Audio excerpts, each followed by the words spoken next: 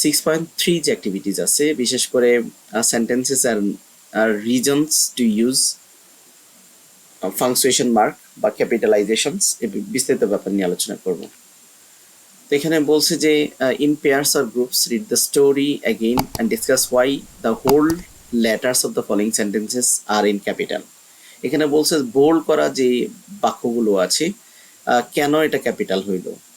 They told their hands to each other while taking the ডিফ। এখানে এই যে দিটা কেন মার্ক করে রাখা হয়েছে, এটা কেন ক্যাপিটাল লেটার হইলো, পদ্মাটা কেন ক্যাপিটাল লেটার হইলো, এটা গল্প থেকে কিছু লাইন নেওয়া হয়েছে এবং এখানে রিজনটা উল্লেখ করতে হবে। আচ্ছা, তাহলে প্রথম রিজন হচ্ছে দে হোল্ড দেয়ার হ্যান্ডস। এখানে T is the capital because the first letter of the sentence. এখানে টিটা ক্যাপিটাল কেন? কারণ এটা বাক্যের প্রথম লেটার।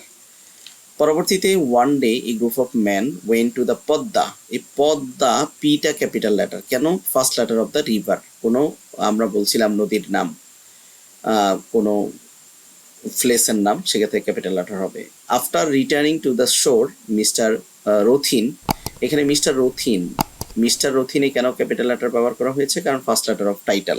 মিস্টার এটা হচ্ছে নামের টাইটেল।